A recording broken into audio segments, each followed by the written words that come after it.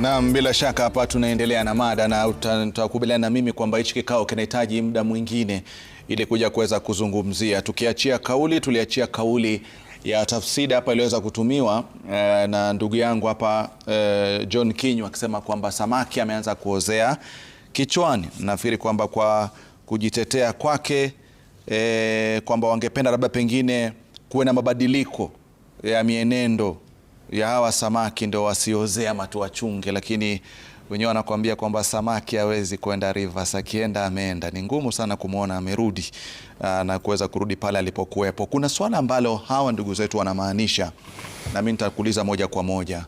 Tatizo lao na maelezo yao si shida ya chama, sio kile ambacho chama kinaamini. Shida yao ni yule alipewa usukani kuendesha chama, na hilo kwa maelezo yao hawajaweka siri, wameweka wazi kwamba hapo kwa kiongozi wa chama ndio pana tatizo. Higgins uko kwa chama na umesikia maelezo yao, unasemaje? Hivi ndio ningesema. Senator Nyutu ameongelea maneno mingi, ile housing, healthcare, nini, ameongelea maneno mingi. Na akasema ajui wakati mgani iliacha kuwa contribution ikakuja ikakuwa ushuru. Lakini wanaketi kwenye jumba la bunge na yote sheria ilipita hapo, sijui kama kuwa bungeni ama, na nitaenda kuangalia vile ilipigwa kura hiyo ya housing kubadilishwa, ndio tuanze kuambia Kenya. Kwa unasema kama ndugu zetu wanalala kazini, nasema unawaambia moja kwa moja kama wanalala, kwa sababu hiyo vitu imepita bungeni, watuambie ilikuja bungeni mswada because haikubadilishwa hivi hivi, ikageuzwa ikakuwa ushuru, ikaenda kotini, mahakama ikakuja kasimamisha kwa shughuli, ikasema bunge irekebishe vipenge kadhaa, ikakuja ikapitishwa. So haikukuja out of thin air kwa kule bungeni hiyo sheria. Na pia Nyutu akasema nyumba zinajengwa kwenye shamba la serikali, which ni ukweli. Na ukijua kwa zile tenya za shamba kuna ile leasehold, freehold, all the leasehold land, hata maybe jumba ni ya serikali. Baada ya miaka 99 ina revert kwa serikali. So hiyo is neither here or there. Watu wengi wanaishi kwa shamba ya serikali, especially wale wenye wako kwenye municipalities na urban center, because it's a leasehold tena. Hii housing ilikuwa kwa manifesto ya ODM, tukiwa kule Jubilee ilikuwa kwa manifesto ya Jubilee, na kulikuwa na tatanisho la kuweza kuitoa kutoka chini kukuja juu. Ni kweli kuna watu wanaumia kwa kutozwa ushuru, lakini vile Kenya iko, pia mimi kuna ushuru natozwa. Hiyo pesa ya jamii yenye Kinyu anasema inatumiwa watu wengine, pia mimi ni ushuru yangu. Mimi sina mtoto university for example ama mali kwingine, lakini a section ya ushuru yangu inaenda kwa kulipia watoto wengine karo. So si mbaya pia kuweza kutatua maneno ya housing. Na ukiangalia mtu ambaye alikuja kuharibu maneno ya housing hii Kenya, mimi nitamlaumu Rais Kibaki. Kwa sababu kitambo kulikuwa na nyumba za umma. Huku Buruburu, ukienda Nakuru, Eldoret, kulikuwa na hizo manyumba za municipal, kulikuwa na nyumba za serikali, civil servants, kulikuwa na Nyayo Highlands. Moi alijenga ya mwisho ile Nyayo Embakasi. So hakuna serikali nyingine iliwekea mkazo maneno ya housing. So hii serikali ilikuwa inakuja kutatua a section, si kila kitu. Na hiyo mpangilio wa housing haikuwa ya nyumba peke yake, because nilikuwa na hawa tukiunda hii manifesto, ilikuja kuangalia maneno ya ajira, kwa sababu hizo nyumba zinaandika watu wengi wenye wanafanya hizo kazi, na si kwa mjengo peke yake. Kuna architects, transporters, wale wamama wanauza chakula hapo wakuja. So rais kwa majukumu ambayo alipewa, anajaribu kutatua vilivyo. Yes, anaweza kosolewa, lakini kwake anaona hiyo ndio mfumo mzuri. Kuna kitu kimoja Mbugua, kwa sababu ni watu ambao mnafahamikiana, mmekuwepo katika mchakato wa kuitafuta hii serikali, mkawepo, Mungu akaitikia, mkapata idadi ya kura nyingi nchini Kenya, mkaitengeza hii serikali, licha kwamba sasa hivi labda pengine mitazamo ni tofauti. Kuna kitu amekizungumza John Nyutu na kuna kitu amekizungumza Kinyu ambacho itakuwa ni kosa kama tukupa nafasi ukizungumzie, kwamba lawama lao kubwa mbali na utendakazi na uwajibikaji ni dhulma na mauaji. Ni kweli kwamba hilo wameweza kulizungumzia, dhulma na mauaji, kwamba hawajivunii kuona kwamba kama sisi wanachama wa UDA tunaweza kuona kuna asasi za kiserikali zinaweza tekeleza uovu huu na ikawa kampeni jambo la kawaida. Unalizungumziaje ile kama wewe mtu ambaye nyote mko ndani ya chama cha UDA? Ni vibaya kupoteza maisha na hakuna mtu anaweza furahia mtu mwingine kupoteza maisha, lakini nataka tuambiane ukweli, kutumia takwimu. Unajua wakati huu wa mtandao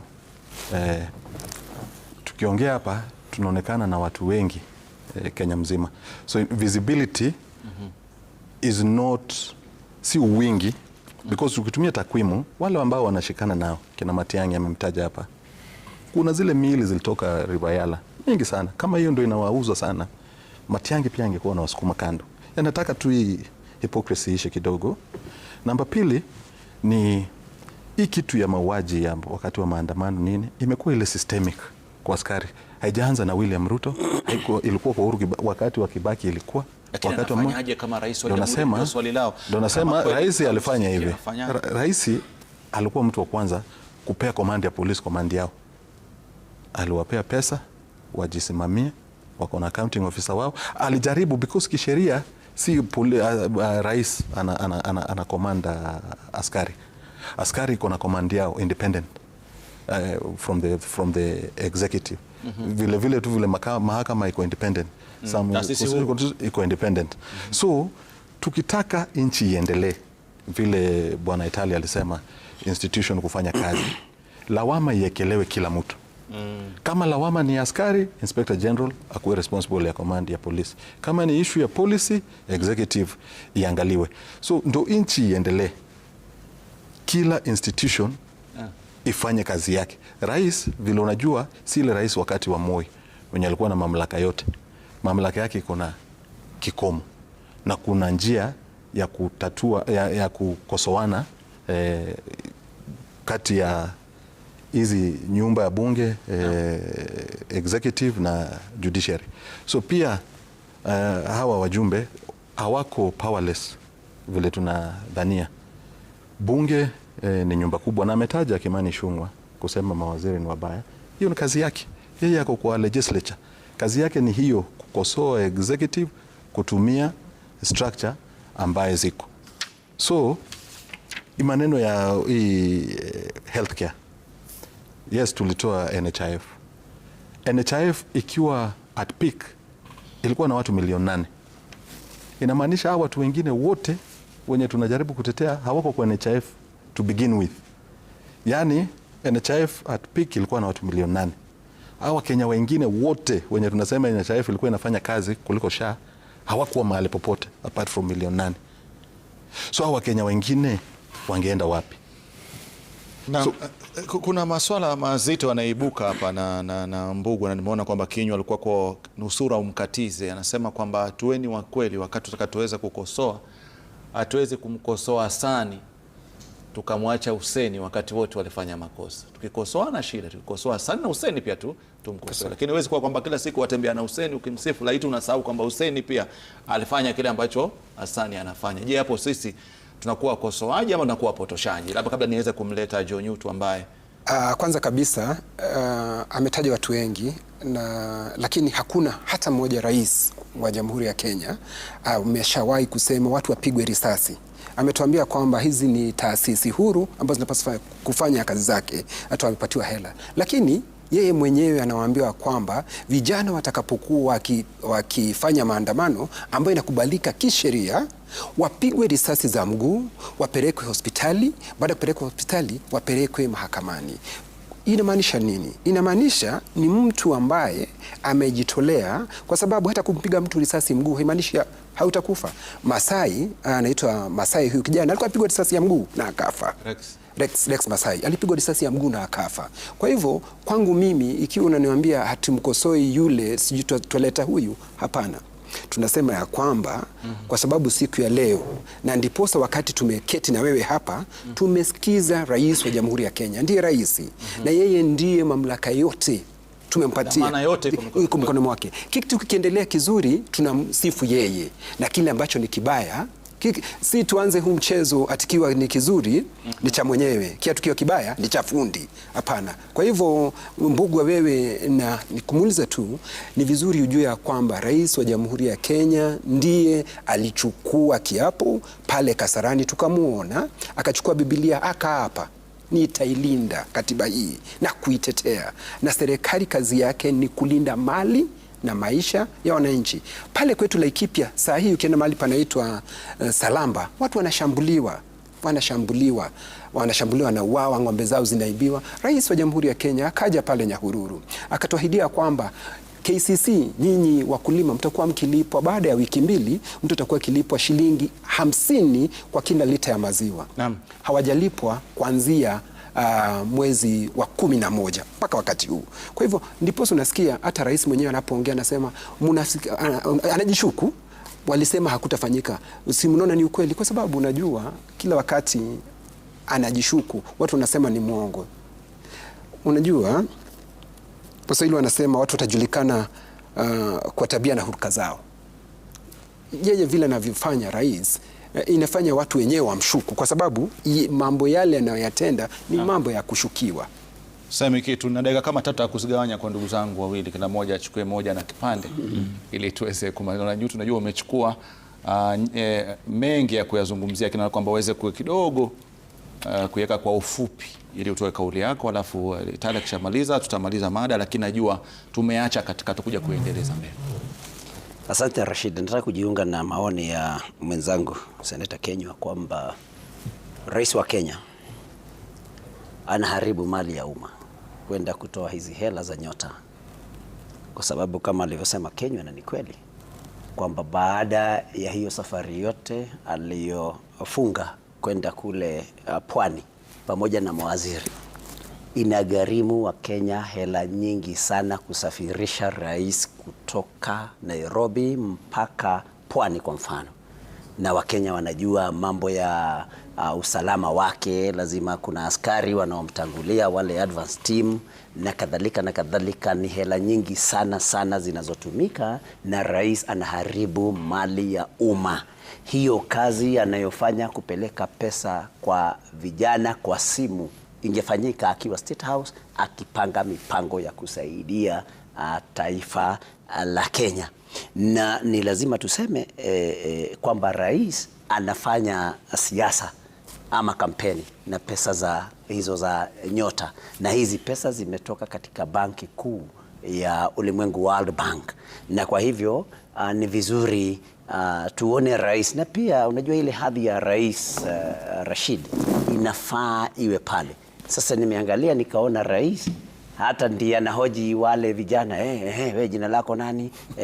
Umepata, unapanga nini? Rais wa Kenya hatukumchagua aende awe mpango kazi za Rashid, tafadhali. Hatukuwa tunachagua MC, tulikuwa tunachagua rais wa kuketi kwa ofisi pale State House kupanga mipango na kutekeleza. Akikaa ofisini mtasema kwamba hafanyi kazi, hajui kinachoendelea mashinani. Ni mpango ambao ameuanzisha, mpango endelevu, na kwenda pale kuweza kuzungumza na wananchi na kujua kwamba alichokikusudia kinafanyika. Rashid, unajua hawa vijana wanachohitaji ni wataalamu wa uwekezaji wa kuwaelekeza ni namna gani ambavyo wanaweza kuwekeza hizi pesa ili wakapata faida kutoka kwa hizi pesa. Rais kwenda pale ni kuharibu mali ya umma, na amezunguka na ataendelea kuzunguka taifa nzima. Kwa hivyo pesa anazotumia kutembea zilifaa ziende, na tatizo ndio swali lingine nataka kusema. Naam. Kwa hivyo tungetaka tuone tena, ni mchezo mkubwa pale. Nimesikia akisema kwamba waziri mmoja akisema kwamba wafunzwe vijana hata mambo ya AKPO ni mambo ya kusupply serikali. Utakuja tu 25,000 Rashid. Kwa kirefu na mengi ni kweli, lakini sinikubalia niseme tu jambo moja la sha. Jana mmekuwa na taarifa kwamba wagonjwa pale Kenyatta na katika hospitali zetu wanacheleweshwa kupatiwa huduma kwa sababu mtambo wa SHA una tashwishi. Huu mtambo ni mtambo ulionunuliwa kwa gharama ya bilioni 104. Kuna maswali mengi ya kujibiwa, Rashid. Sekunde 30 maana najua dakika moja imeenda, tafadhali. Nashukuru sana Rashid. Mimi nitasema hivi. Naam. Wajua kidogo kidogo ujaza kibaba. Naam. Mpango wa SHA, mpango wa Nyota. Naam. Huo ni mpango wa serikali, fedha zatoka World Bank, na sijasikia World Bank kipiga kelele kwamba jinsi ambavyo unatekelezwa. Naam. As long as kuna ile uwajibikaji, najua kwamba unafanywa katika njia nzuri. Jambo lingine, wanasiasa waache kutumia hisia za wananchi kujinufaisha. Na ujue kwamba Waswahili husema mchezo mbii si mchezo mwema. Tuwe wenye kuwajibika na wenye kuambia Wakenya ukweli. Asante sana Philip Itale ambaye ni mkurugenzi wa mawasiliano wa chama cha ODM. Asante sana kwa kuja na tutazidi kutafutana. Kakangu hapa Seneta John Yutu, shukran sana kakangu, pia vile vile wa kutenga muda wako kutoka maeneo ya Murang'a, na pia vile vile kuna seneta kutoka maeneo ya Laikipia John Kinyua ambaye pia vile vile tumeweza kuyazungumza mengi na bado tutaweza kuyazungumza, na asante sana kuweza kuanza safari ya Maskani Higginsburg ambaye pia ni mkurugenzi wa uchaguzi katika chama cha UDA. Tumeyazungumza machache na naamini kwamba siku za usoni tutakuja tuyazungumze kwa kirefu. Mimi nitawaambia tu kauli moja viongozi, kwamba unapokuwa unaenda unatembea na ukaona mti ukaona ndege wengi kwenye mti, ili ujue ni ndege gani ni mkubwa kushinda wote, muangalie yule ndege ambaye mdomo wake ni mwekundu. Manake yule ndiye ambaye anatafuta lishe wao wengine. Kwa hiyo nyinyi mkitembea, ni nani ambaye ana ishara kwamba yeye ni mkubwa, sio tu kwa umri, hekima, busara na uwajibikaji. Naitwa Rashid Abdalla, niweke mahali pema.